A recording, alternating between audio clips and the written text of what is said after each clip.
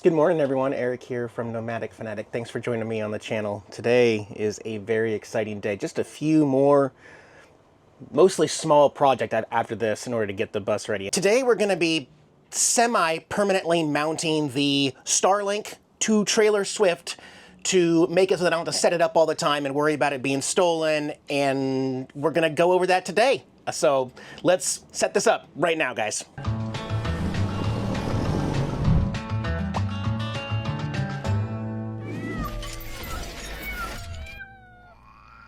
Yep, those of you who have been following my channel for quite some time know that as a full-time RVer, I'm constantly changing the way I look at camping, boondocking, traveling. As a professional, you know, I need good internet. I need something I can rely on, but more than anything, I need it to be convenient. So Diana and I have been testing out Starlink for a bit, and we really like it. It's very, very dependable, but we've been having to set it up on the ground and plug it into the power source of the bus and stuff like that. And today we're going to fix all that because I don't want to set it up anymore. A lot like my satellite dish for Dish Network. It took me a long time before I finally just decided on one of my RVs that I don't want to set it up in the grass anymore or put it on the roof, so I permanently mount it now. And I have done this for the last 6 RVs that I've had, and then the wire runs through, and then all I got to do when I get parked is turn on the Dish Wally receiver and it automatically connects. I don't have to set it up anymore, and I love that convenience. Now, I had a couple concerns because I guess I just didn't know, but I mean, Starlink, and this is the Mini, this is the one we went with. It's actually turned on right now. It's a lot smaller than the residential one. The router is built into here, so you only have one cord that comes out, and then you have to plug it into AC power currently. We're changing that today to simplify it. But yeah, this is the included tripod that comes on the bottom that I've taken off. Because they want you to have this at a certain angle towards the northern sky, where Dish Network needs the southern sky. So this needs the opposite sky, and it needs a pretty clear shot. And then I've been seeing Outlanders and Jeepers and people in truck campers, like we saw our friend Isaac Turner. He mounted this flat inside going through a fiberglass roof. Now, that won't work for us because we've got metal, and then I've got aluminum on the trailer. But I decided to just do a test first. Can this just stay flat and work? And yes, it can. Starlink doesn't really officially recommend it, but I can't even tell a difference in speed. It still works, and it still works very, very well flat. And so I don't even care if we lost a little bit of speed. I would take that. So my test, that was the first step. Make sure that Starlink still works flat like this, and it does. So anyway, gonna mount it up here on the roof. I've got 3 solar panels, 250 watts a piece, for a total of 750 watts on a standalone solar system in here, but I've got room at the front of the V-nose to mount this. So I also have a whole video on how I installed this solar system DIY myself in Arizona, but inside the trailer, forgive the mess, still working in here and doing a bunch of stuff, but my 280 amp hour lithium battery is back there. This is my pure sine wave inverter. And right down here, I have a 12 volt fused box where the only thing plugged in right now is the exterior light right here on a 10 amp fuse. So we have 5 more available slots to easily connect fused ports. And the mount is going to be mounted right there, but we're not going to be drilling any holes. This is very flexible material, so it wouldn't do me any good to try to drill into this.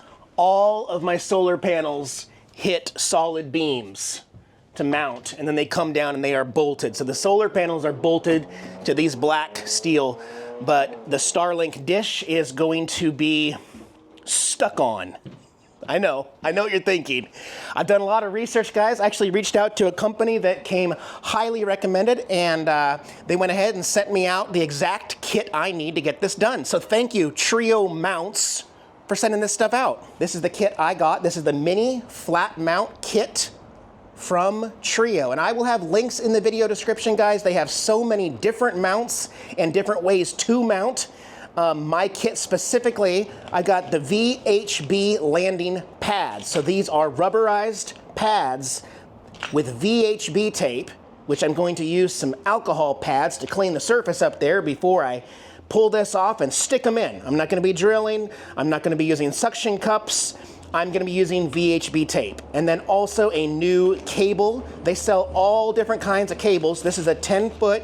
You can see it's got the Starlink plug right there. This one comes with the barrel port DC, but I'm going to cut that, bypass the fuse inside, and we're going to hardwire this directly to my system. I'm going to show you how I'm going to do that today. But inside the box, we've got, look at that, connection starts here. Beautiful packaging.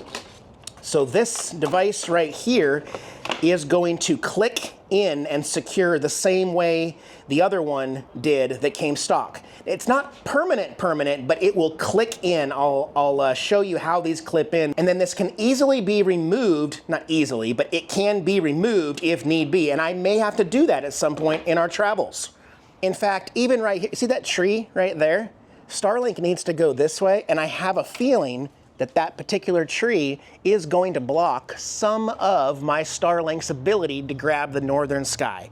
So, on the road, if that happens, or we're camping underneath a big tree, I can hop up here on my little ladder, my wheel wadder, and disconnect Starlink, unplug the cord, and then I can do exactly what I'm doing right now. Grab Starlink, plug it back into its provided AC cord, and then put it wherever we need temporarily for that day just to get by so that we can upload videos and stay online. But I would say 99% of the time, it is just going to be powered on all the time from the trailer's onboard power system, and that will also keep everything online for our alarms and our camera system and notifications, and so that we can keep an eye on temperature inside the bus in case there's a problem with the mini splits while we have pets and stuff like that. So this makes it so that we will have internet all the time. And again, although Starlink doesn't recommend it, it does work while in motion.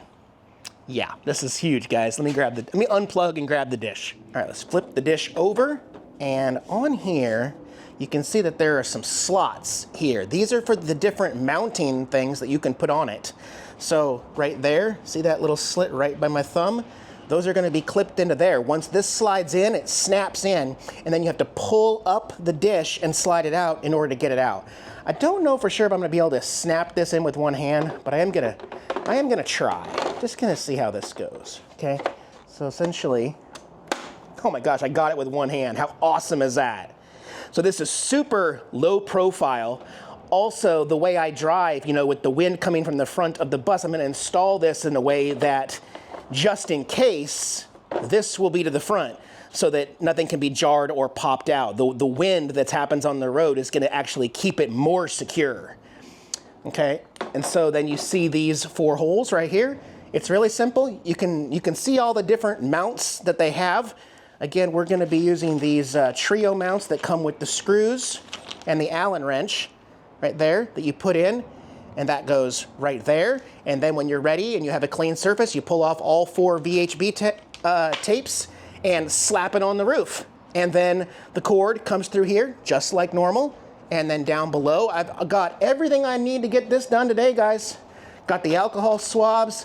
I've got a complete new kit of rubber grommets so that none of the wires will be touching the metal roof that I cut the hole for.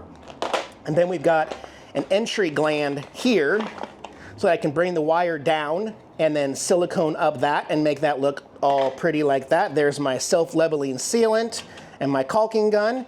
And then last step will be wiring it up and getting it fused in. So let me go get a ladder and clean the surface, and we'll get this guy put on the roof. Okay, we're gonna get these installed here. There's what they look like. And they're gonna go on the bottom like that. And then you screw through like this. And then you use the included Allen wrench to throw, actually first you throw it on the ground, and then you pick it back up and install it. And the kit also does include their own alcohol preps also for the roof for where you're going to install it. Again, I'm calling it semi-permanent, but some people would even say that this is permanent. It's definitely not going anywhere, guys. I don't need to look at it. I don't need to keep making sure. It will pull paint off your vehicle. It will damage fiberglass. I mean, these are staying. No matter what, these are always going to be on the trailer forever. This I could take off at some point later in life if I ever sell the trailer, but these are not coming off the roof of the trailer. I just want to make that clear. Whereas, I don't know, some people have really good luck with the suction cup mounts. They have upgraded suction cup mounts that actually hold 60 pounds, as well as the standard suction cups, but I don't know. That's just not something I want to chance it with. So, yeah, we're gonna have permanent landing pads. That's how that goes. Let's get up on the roof. I'll kind of mark where these are gonna go, and then we'll use the alcohol pads provided to clean the surface before we get this mounted. Okay, this doesn't have to be perfect. Slide it in like that. Power key will be like that. If I slide it in like this, the wind will be like that. That's the way we want it. We want it to slide in like that. That way the wind of the, okay. Don't want to get too close. Okay, yeah, I'm happy with that. Get my marks here. That way I know what areas to clean. And then also the trailer itself is lower. This roof is a lot lower than that one. So in the back window, what you're gonna see is that it's gonna go right into the bus. Ooh, it was really dirty up here.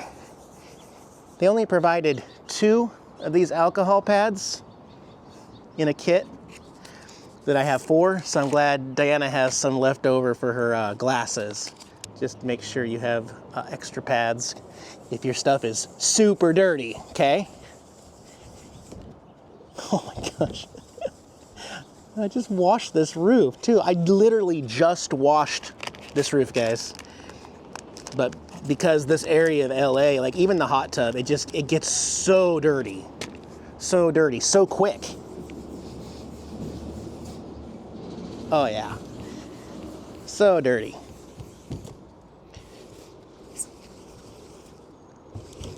Wow. I'll get back to you here in a little bit. I gotta let this dry anyway.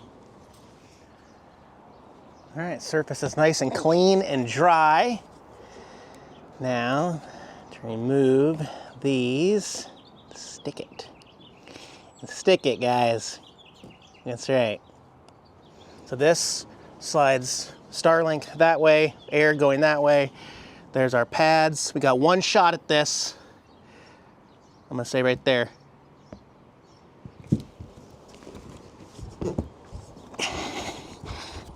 Yeah. Oh yeah. Okay. Right there. Like that. Okay, back to air condition. I'll be back. Yep, we're gonna let that sit there about 20 minutes, I think. Enjoy some air conditioning. How am I gonna make it on the road, guys? How am I gonna make it? Dad, you're not gonna make it. You need to just learn to enjoy the heat and sun, Dad. Okay, chunks. Okay. Like you, yeah, okay. Okay, let's get back to work while that's holding up there on the roof. This is the cord. I'm gonna cut this. I think this is the bit I wanna use. That way it'll fit both. And then once we cut that, we're gonna have sharp metal up there. So that's what these grommets you actually just cut with an X-Acto knife wherever you want the cord to go in. I won't know until I have the hole drilled. It might be a little smaller than this. I think it's gonna be this one, but I have a lot of different sizes. So let me go drill a hole on the roof real quick, and then we'll cut this. Yeah, we'll cut this one. Ready, Eric? Yeah, let's go. All right, now we're getting somewhere. I realized I didn't need that much length because it's gonna plug in right to the back here. I'm gonna get this tightened down once I figure out exactly where it's gonna go. I want it to be, right, that the solar panel is a little bit in the way, but at least water will run this way. I've drilled some holes into it. I've got some self-tapping screws so that I can just bzz, bzz, that right down, but I first want to get the back side of this covered in some sealant here. So I'll get the whole back side, put it down, screw it down. I'm gonna need both hands for this, so let me get this secure and then we'll get back to you. All right, got it screwed on. Got all my self-leveling sealant around. That will level out and be perfect. let's go down and do some wiring. Hey, it occurred to me, don't do what I do. I haven't said that in a while. Please don't do what I do. But I mean, this one's pretty simple, but you know, if you're not up to this, there's a few things I didn't really explain very clearly that I think I should bring up before I start doing the wiring. This Starlink actually runs on 12 to 48 volts. And that doesn't mean a whole lot to most people, because your Starlink just has a plug that you plug into AC power, not DC power. But the dish actually runs on DC. This turns AC into DC to power your Starlink. So basically you have a DC Starlink. Just so you know, without this, ignore it. That dish can actually operate any voltage between 12 and 48 volts. So that's a wide range. You know, there's some devices that need 5 volts or 7.4 volts or exactly 12 volts and no more. But this one, Starlink, maybe they thought about this in advance and just said we should make this open to more applications. So it will work anywhere between 12 and 48 volts. And so we're going to fuse it and run it off of 12 volt lithium. Now, I did kind of cheat the barrel plug that I cut and came off with it. I took the little fuse out, put my glasses on, and read the fuse. It's a 10 amp fuse, so that's what I'm going to use in my 12 volt DC is a 12 amp fuse to run that wire to. And then also the part that I cut, well, thankfully there was a red and a black wire that shows through on there, so that I know red goes to positive and black goes to negative on my DC bus bar in there. But if you're not comfortable with this kind of stuff, a lot of power stations still have these barrel ones. So if you get that, you can plug it into your power station, or you can plug it into your cigarette lighter if that happens to run all night. But be careful so it doesn't drain your battery, you know what I mean? So yeah, it doesn't matter whether you run it on 12, 24, 36, or 48 volts. Starlink will work in any of those ranges. And then this just converts DC to AC for the plug. So yeah, just taking a little AC break, and then we'll go into the trailer and wire this all up. All right, there's the wire coming down. This part's pretty self-explanatory, but I stripped away the red and the black wires here. So I got both of them right there, okay? And then we're gonna go down here, and I'm gonna find an open spot here on the DC fuse box. I'm gonna use the top one here for positive, and this black one over here for negative. Let me get those put in. There we go, those are both in. Again, I got a red 10 amp fuse that's going to go right there. That will give me power to the roof. But before we do that, let's get the Starlink in its mount and plugged in. That way we can move off the roof. There we go, guys. Mounted, plugged in. You can also see how the self-leveling sealant is already starting to dry and look great there. Last step, pop in the fuse and do a little test run here. I love it. This is going to be so nice. Okay, you can see that red light, meaning that means there's a burnt out fuse, usually. In this case, it means the fuse is not in yet. So I will just insert that right there. Light went off. Nothing exploded. Nothing's on fire. I can put this case back on and keep it covered. Let's give it a couple minutes up there, and then we'll go do a speed test run here in the bus. Hi, Gizmo. Okay, so I want to do a speed test, and I want to get a really accurate test. Usually that trailer would not be in the front of the bus like it is right now. It would be in the back. So, I mean, I could test it in the front to see. What I'm actually going to do is I'm going to walk as far away from this as possible. Is that okay, Chunks? Yeah, I'm going to go this way. I'm going to go all the way to the back of the bus in the back bedroom, actually, and do my speed test from back here with the door closed. It's just a thin wood door. But I'm going to do the test all the way back here in the bedroom. And then remember that the trailer will actually be right there behind that wall and that window, aiming up this way. So this will give me a perspective on the worst possible case. Remember too, that Starlink is obstructed. It is not ideal. This is a mean test because this is not being fair to Starlink. Again, these trees right there off to the left, they are actually blocking Starlink. So, we're going to get a pretty good... Why don't you just lay around all day, Chunks? Okay, buddy. Okay, we're in the back. We're going to do a speed test here on my phone once it focuses. You can see in the top right corner, we're connected to, maybe, Wi-Fi and Starlink focus right there, connected.